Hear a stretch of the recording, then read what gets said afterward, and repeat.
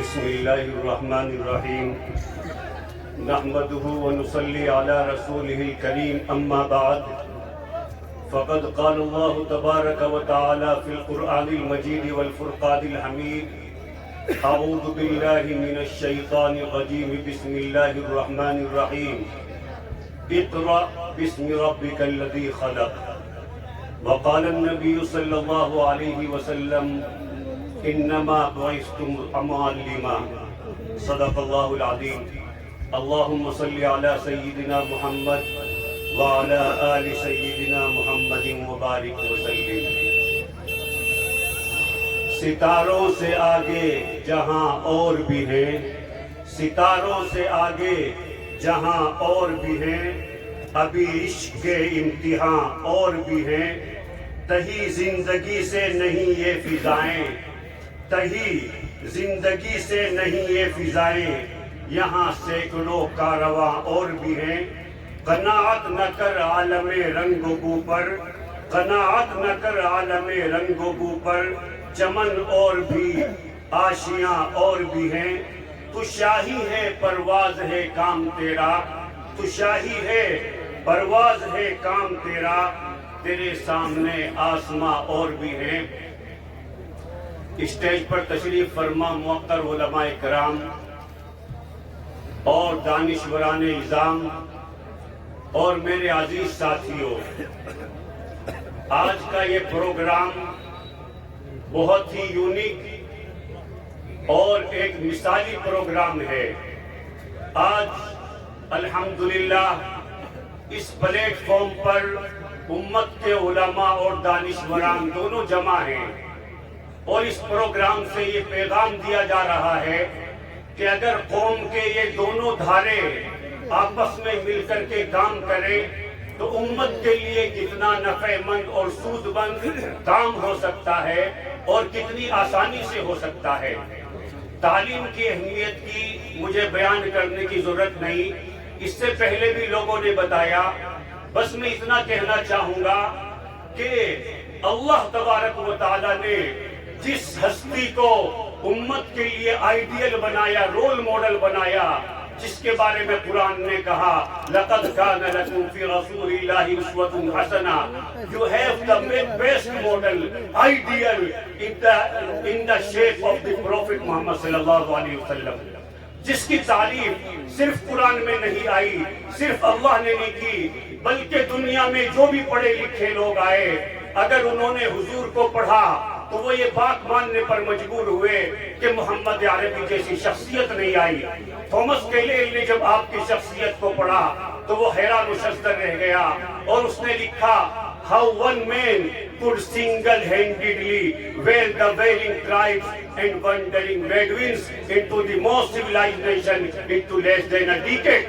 کہ مجھے حیرت ہے کہ ایک آدمی نے تنہا دنیا کی سب سے زیادہ اجڑ، دنیا کی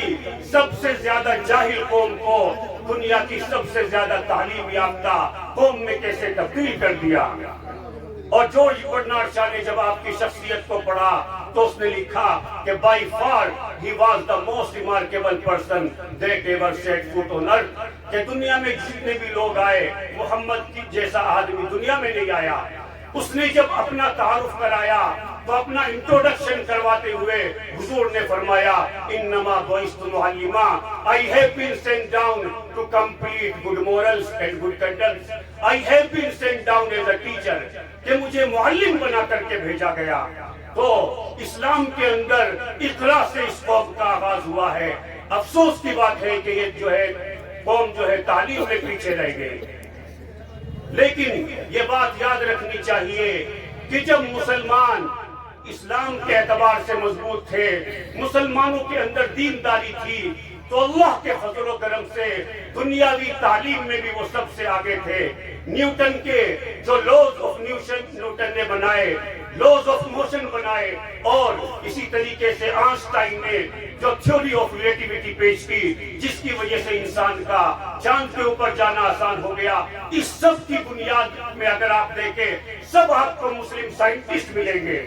جب جو ہے امریکہ یورپ کے اندر کوئی یونیورسٹیز نہیں تھی، ہمارے یہاں الحمدللہ بغداد پوری دنیا کا علمی مرکز ہوا کرتا تھا، اور مسلمانوں کی لاکھوں کروڑوں تاتاریوں نے کتابیں جلا دی، لیکن آج بھی پوری امت مسلمہ کے پاس سب سے زیادہ کتابیں ہیں۔ آکسفورڈ یونیورسٹی میں جب علامہ اقبال رحمۃ اللہ علیہ تشریف لے گئے، وہاں جا کر کے انہوں نے دیکھا کہ اللہ جو ہے آکسفورڈ یونیورسٹی میں مسلمانوں کی لکھی ہوئی کتابوں کو تو چھوڑ دیجئے، جو تھیسس تھے جو مسلمانوں نے لکھے ان کی تعداد، مخطوطات کی تعداد 9,500 تھی۔ اس پر علامہ اقبال نے اپنا درد انگیز شعر کہا تھا۔ علامہ نے فرمایا تھا مگر وہ علم کے موتی کتابیں اپنے آبا کی، مگر وہ علم کے موتی کتابیں اپنے آبا کی، جو دیکھا ان کو یورپ میں تو دل ہوتا ہے سپارہ۔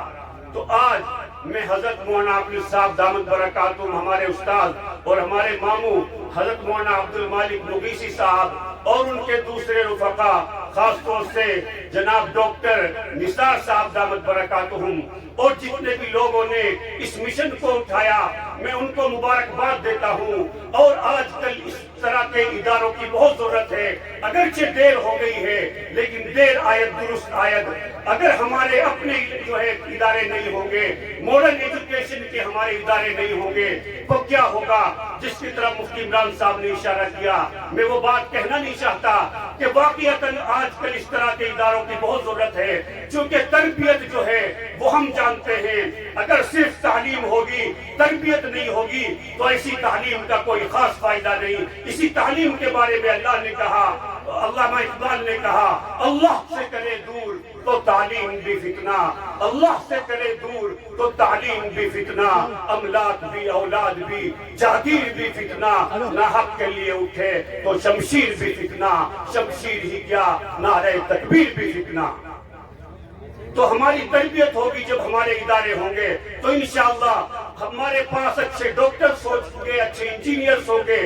اگر تربیت نہیں ہوگی تو ڈاکٹر نہیں ہوں گے، ڈاکٹروں کے نام پر وہ انسانیت کا قتل عام کریں گے۔ اگر آپ پوری دنیا میں دیکھیں تو جتنے بھی پروفیشنلز ہیں، مجرم کرمنل ہیں، جنہوں نے پوری امت کو لوٹا ہے، وہ آپ کو پڑھے لکھے لوگ ملیں گے۔ لیکن اس کا مطلب یہ بھی نہیں ہے کہ اطلب العلم ولو بالسین، یہ حدیث جو ہے یہ حدیث ہے ہی نہیں ہے، لا اصل لہ، یہ حدیث باطل ہے، یہ حدیث ہے نہیں، حضور کی طرف غلط منسوب ہے۔ یہی ہوتا ہے کہ اگر آج ہم ایک راستے پر چلتے ہیں تو اس کا مطلب یہ نہیں کہ دوسرا راستہ اوجھل نہیں ہو جاتا۔ حضور صلی اللہ علیہ وسلم نے جتنی فضیلتیں ارشاد فرمائی وہ سب فضیلتیں دین کے لیے ہیں۔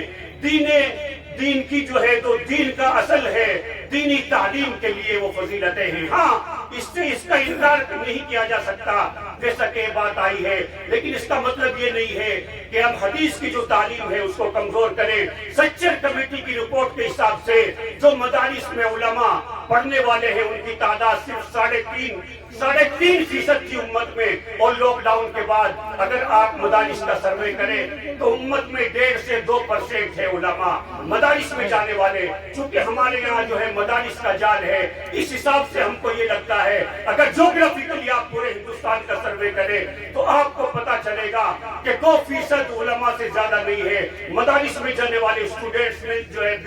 2% سے زیادہ نہیں ہے، یا تو اسکول میں جاتے ہیں یا تو پڑھتے ہی نہیں۔ تو جہاں ہم اس کی بات کی فکر کریں علماء، اور الحمدللہ ہم کر رہے ہیں کہ ہم اسکول کالج بھی رکھیں اور ان کا تعاون کریں، اسی طریقے سے جو اسکول اور کالجز والے ہیں ان کو بھی چاہیے جو ان کے یہاں ان کے سپرویژن میں ان کے انڈر میں جو مدارس جو اسکول چلتے ہیں کالجز چلتے ہیں، وہ وہاں کے بچوں کو کم سے کم 1 گھنٹہ اگر اسکول میں نہیں پڑھا سکتے ان کو کوچنگ کر کے بیسک اسلامی تعلیمات دیں۔ میں آخر میں حضرت مولانا عاقل صاحب دعوت برکاتہم، حضرت مولانا عبد المالک صاحب، ڈاکٹر نثار صاحب اور سبھی کو مبارکباد دیتا ہوں کہ انہوں نے اتنا اچھا قدم اٹھایا، اور میرا ہر طرح سے تعاون ان کے ساتھ ہے، میں آپ کے مشن کے ساتھ ہوں۔ اللہ تبارک و تعالیٰ سے دعا گو ہوں کہ اللہ تبارک و تعالیٰ اس مشن کو کامیاب فرمائے، اور اس مشن کے تحت ایک کالج ہی نہیں، اللہ تبارک و تعالیٰ سینکڑوں کالج اور یونیورسٹیز بھی بنوائے۔